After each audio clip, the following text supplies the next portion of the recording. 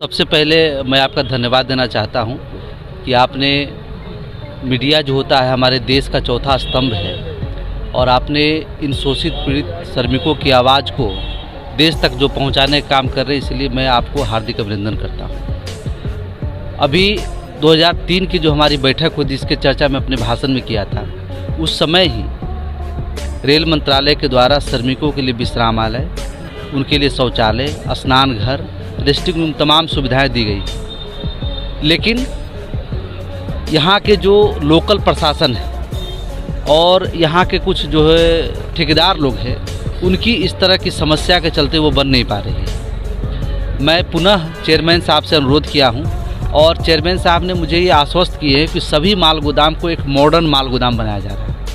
और हमारे 13 डिमांड में हमारे लिए एक और उसमें जुड़ा हुआ था कि सभी माल गोदाम पर न्यूनतम मूल्य पर कैंटीन फैसिलिटी की व्यवस्था की जाए, क्योंकि हमारा जो मजदूर है वो कुपोषण का शिकार हो रहा है। उसके पास सही तरीके से, क्योंकि ज़्यादातर देखा गया है कि वो नमक रोटी और प्याज में ही अपना गुजर बसर करने का काम करते हैं। इसलिए मैंने सरकार से अनुरोध किया था कि न्यूनतम मूल्य पर उसको कैंटीन की फैसिलिटी प्राप्त किया जाए और उसमें उसको चावल, दाल, सब्जी, इस तरह का पोषक तत्व से भरा हुआ उनको भोजन प्राप्त हो सके, जिसके लिए गोदाम के लिए यहाँ एक भी चापाकल नहीं। मजदूर अक्सर देखे जाते हैं कि ट्रेन पार करने के समय में कट जाते हैं। हाँ। ये दुर्घटना हो गया था मजदूर।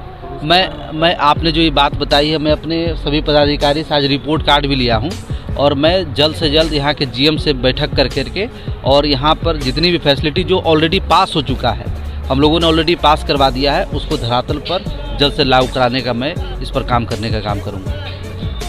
और आज मुझे रक्सौल आकर के बेहद खुशी हुआ कि हमारे सभी श्रमिक इतनी ठंड में भी यहाँ पर उपस्थित रहे।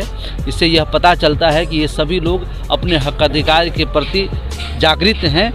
और अब से देखिएगा कि रक्सौल हो चाहे बेतिया और तमाम इस क्षेत्र का जो माल गोदाम है, वहाँ पर सभी सुविधाओं से सुसज्जित यहाँ माल गोदाम होगा। और जब तक ये नहीं धरातल पर लागू होता है, तब तक मैं इसके लिए लगातार डीआरएम और जीएम से बैठक करके और हमारे पदाधिकारियों को भी निर्देशित मैं करूँगा।